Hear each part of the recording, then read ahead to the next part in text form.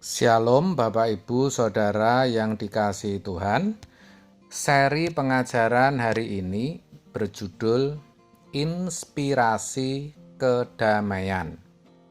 Saudara, pasti setiap kita pernah melihat perahu tradisional yang sedang bergerak di sungai. Entah itu secara langsung ataupun melalui film. Terlihat bahwa orang yang ingin menggerakkan perahu tersebut butuh sebuah dayung. Sama halnya dengan inspirasi. Hidup ini layaknya perahu tersebut. Untuk mencapai suatu tujuan, dalam konteks pembahasan kita kali ini yaitu kedamaian, kita butuh dayung agar bisa bergerak. Ketika kita ingin menjadi seorang yang memiliki kedamaian yang benar, kita butuh inspirasi. Dan inspirasi tidak akan muncul pada diri orang yang hanya memiliki tekad setengah-setengah atau bermalas-malasan. Saudaraku, menurut Kamus Besar Bahasa Indonesia, kata inspirasi artinya ilham atau terilhami. Itu berarti seseorang yang mendapatkan ilham, layaknya mendapatkan inspirasi.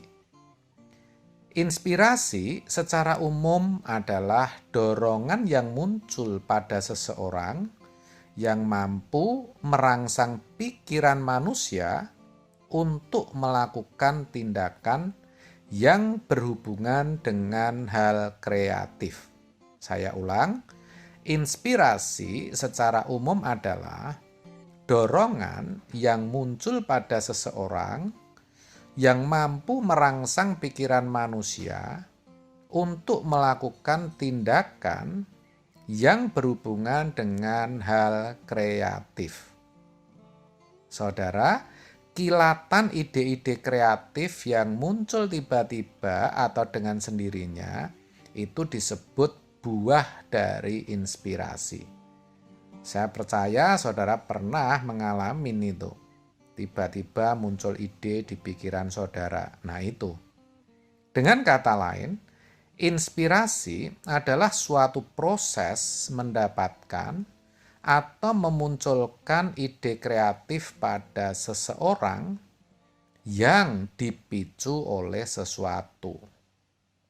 Jadi, ada yang memicu kita agar mendapatkan inspirasi guna mencapai sebuah kedamaian.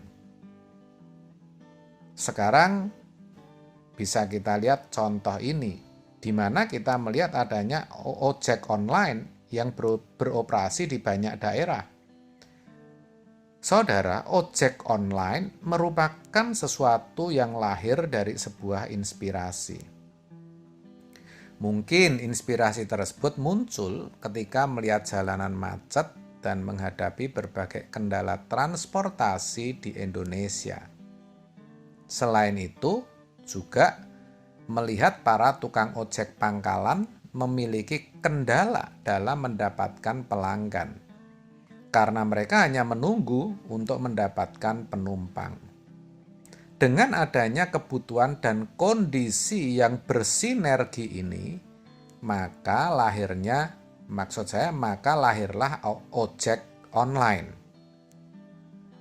Nah, dalam konteks kedamaian harus ada juga kedamaian dalam kekristenan diinspirasikan oleh Tuhan Yesus sendiri, di mana Ia tidak pernah menggantungkan kedamaian kepada respons orang lain.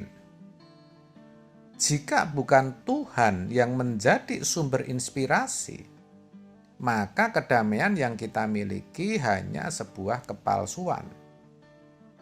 Coba perhatikan apa yang dituliskan dalam Efesus 6 ayat 23. Dikatakan, damai sejahtera dan kasih dengan iman dari Allah, Bapa, dan dari Tuhan Yesus Kristus menyertai sekalian saudara. Nah, Ayat ini jelas mengatakan bahwa damai sejahtera itu dari Allah dan dari Tuhan Yesus. Itu berarti Allah dan Kristuslah yang menjadi sumber dari kedamaian yang sejati, yang menyertai setiap kita.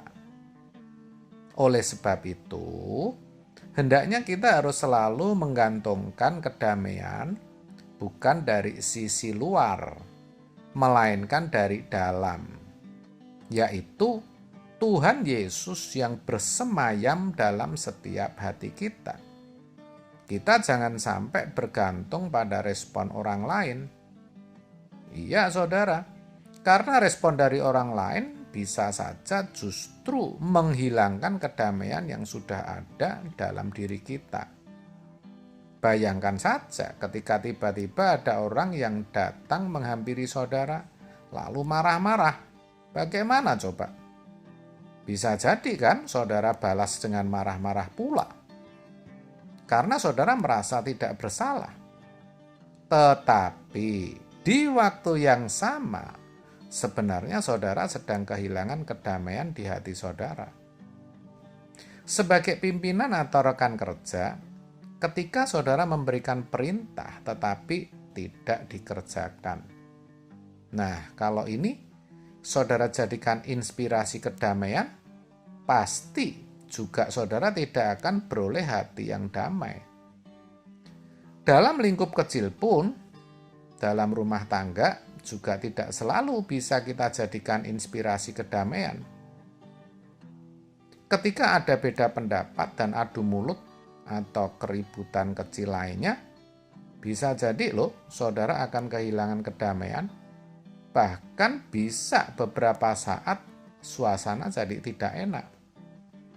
Bukankah saudara pernah alami begitu di dalam keluarga saudara? Jadi, mau tidak mau, bisa tidak bisa. Kalau saudara benar-benar mau memiliki kedamaian dari Tuhan, saudara harus jadikan Tuhan satu-satunya inspirasi kedamaian. Bagaimana caranya? Ya, kita harus selalu mengarahkan hati kita kepada Tuhan dan kerajaannya, kepada kekekalan, langit yang baru dan bumi yang baru. Kita terus tanamkan dalam hati pikiran kita bahwa di bumi ini hanya sementara. Kita bukan dari dunia ini. Rumah kita yang sesungguhnya adalah di surga. Yang kita pikirkan dan kita cari bukan lagi perkara-perkara di bawah, tetapi perkara-perkara yang di atas. Kolose 3 ayat 1-2. Dengan begitu, kita akan bisa menjadikan Tuhan sebagai sumber inspirasi kita. Amin. Tuhan Yesus memberkati.